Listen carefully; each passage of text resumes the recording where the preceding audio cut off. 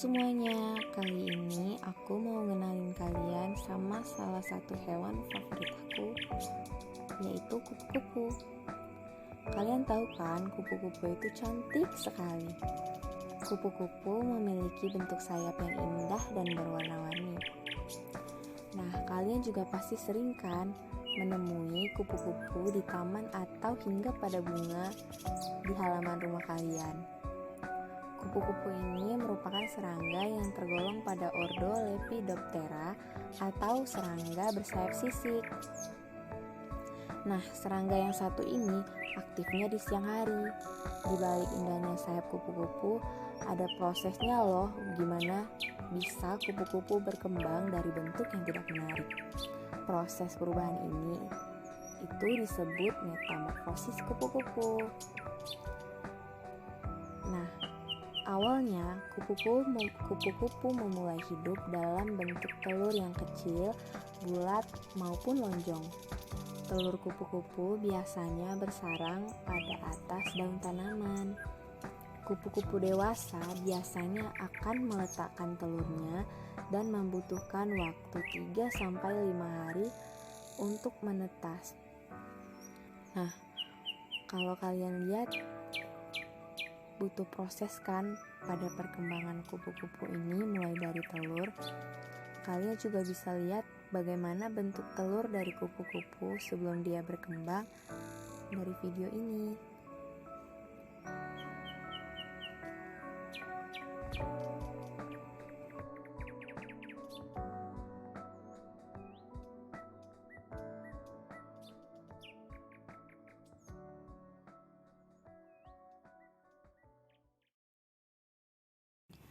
Nah, setelah membutuhkan waktu 3-5 hari untuk menetas, telur ini pun berubah bentuk menjadi larva. Kalian bisa lihat di video ini. Atau kalian juga familiar dengan bahasa ulat. Larva atau ulat ini mengalami beberapa pergantian bulu dan kulit saat tumbuh hingga 5-6 kali.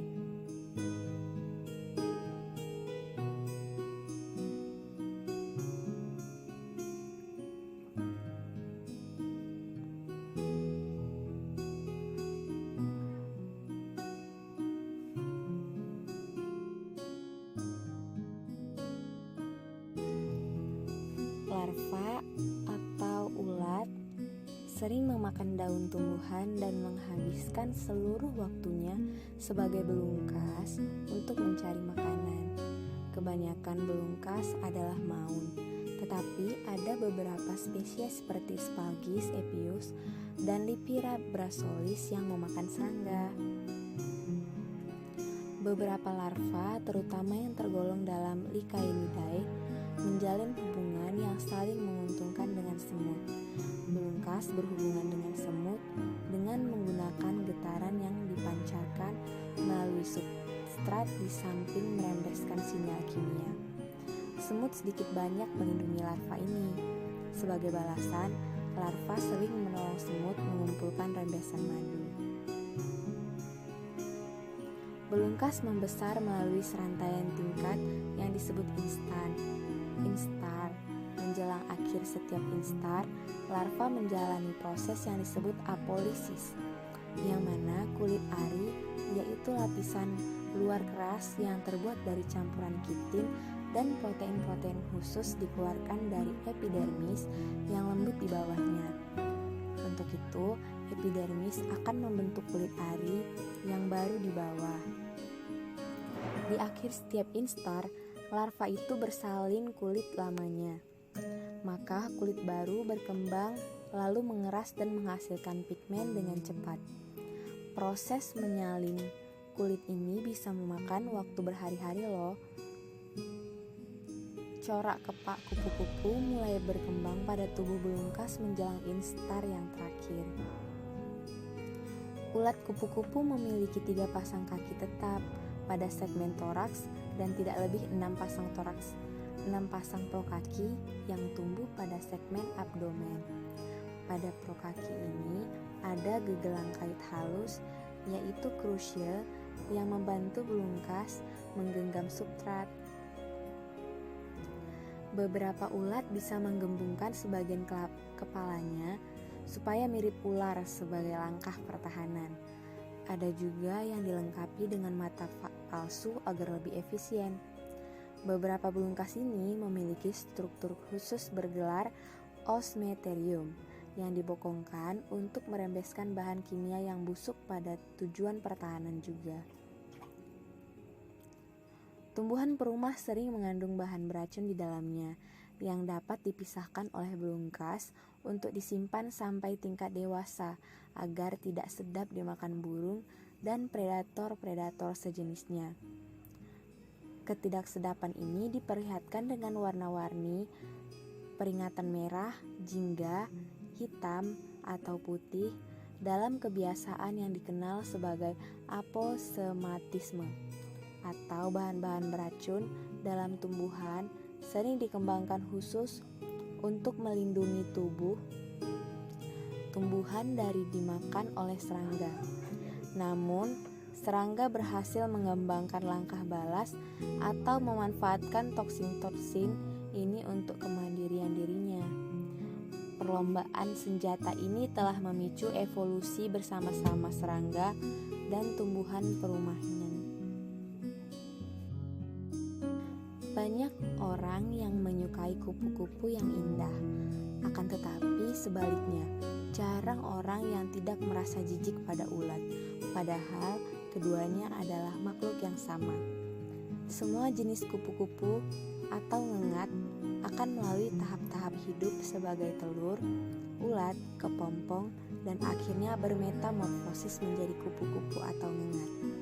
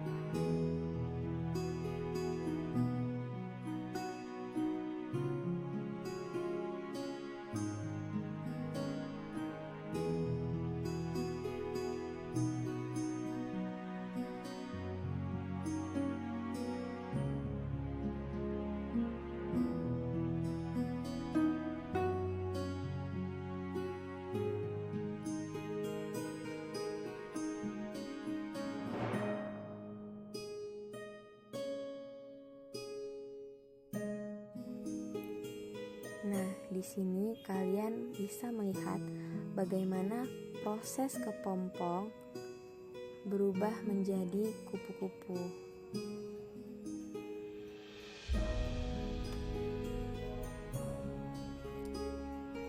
Masa kepompong ini akan berlangsung selama beberapa hari. Larva pada kepompong akan mengalami transformasi untuk membentuk kupu-kupu. Nah, pada proses inilah yang disebut sebagai metamorfosis. Kalian bisa lihat lama-lama kepompong ini akan berusaha berubah menjadi kupu-kupu dan pelan-pelan kupu-kupu akan keluar untuk mengembangkan sayap-sayapnya.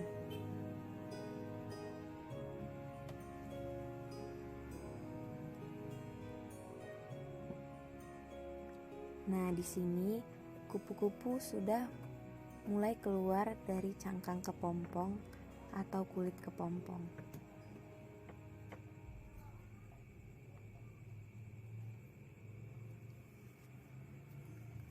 Kupu-kupu akan berdiam diri sampai sayapnya telah siap untuk dikembangkan dan dia sudah bisa untuk terbang.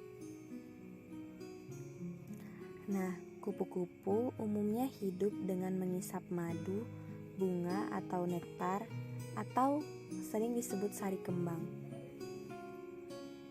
Akan tetapi, beberapa jenisnya menyukai cairan yang diisap dari buah-buahan yang jatuh di tanah dan membusuk, seperti daging bangkai, kotoran, burung, dan tanah basah.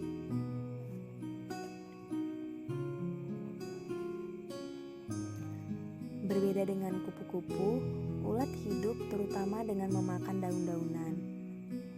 Ulat-ulat akan sangat rakus, akan tetapi umumnya masing-masing jenis ulat berspesialisasi memakan daun dari jenis tumbuhan. Sehingga kehadiran suatu jenis kupu-kupu di suatu tempat juga ditentukan oleh ketersediaan tumbuhan yang menjadi inang dari ulatnya. Kupu-kupu dan ngengat dikenal sebagai serangga penyerbuk tanaman yang membantu bunga-bunga berkembang menjadi buah, sehingga bagi petani dan orang pada umumnya, kupu-kupu ini sangat bermanfaat untuk membantu jalannya penyerbukan tanaman.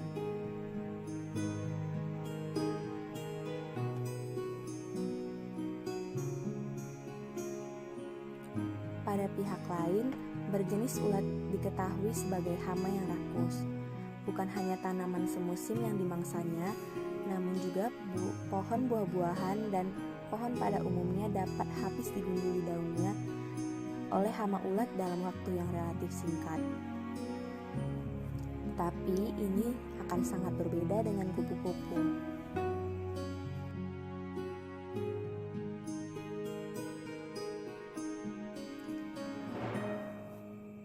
Setelah larva atau ulat melakukan pembentukan dan perubahan melalui proses kepompong, akhirnya muncullah kupu-kupu dewasa.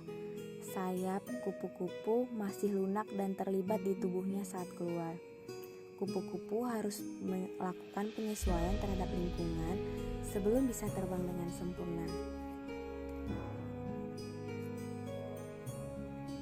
Metamorfosis ini akan terus berlanjut hingga kupu-kupu dewasa menemukan kupu-kupu lawan jenis dan melakukan reproduksi, bertelur kembali di atas daun, dan siklus kehidupan telur hingga kupu-kupu dewasa akan terus berlanjut. Kupu-kupu memiliki habitat pada taman, hutan, dan padang rumput. Kupu-kupu juga sering terlihat pada lereng gunung yang tinggi, puncak tebing, dan rawa-rawa. Pada dasarnya, kupu-kupu tinggal pada tumbuhan karena kupu-kupu mengonsumsi nektar dari bunga.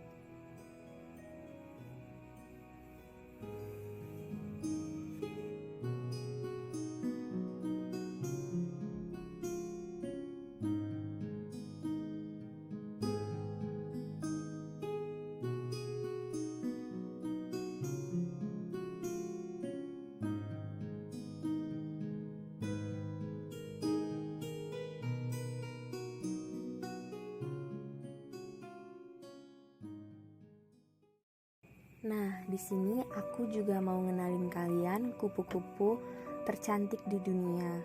Tidak semuanya, tapi ada beberapa. Yang pertama itu adalah kupu-kupu raja atau Danaus plexippus. Danaus plexippus akan menghasilkan 4 generasi hanya dalam satu musim panas saja.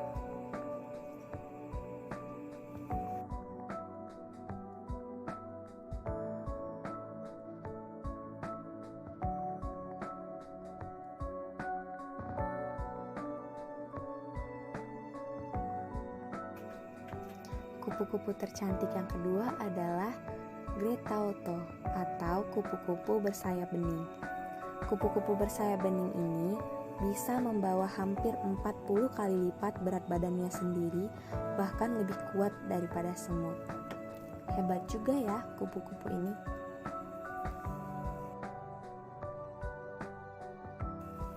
Nah, kupu-kupu yang ketiga adalah Papilio troilus atau kupu-kupu spice bass swallowtail. Papilio troilus adalah salah satu kupu-kupu terbesar di dunia dengan lebar sayap mencapai 10 cm.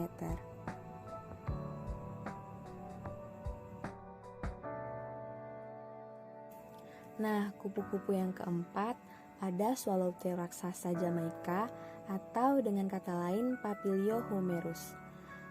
Kupu-kupu swallowtail raksasa Jamaika adalah kupu-kupu terbesar di Amerika Utara dengan lebar sayap sampai dengan 16 cm. Wow. Nah, dan yang terakhir adalah kupu-kupu bug eyes atau Junonia.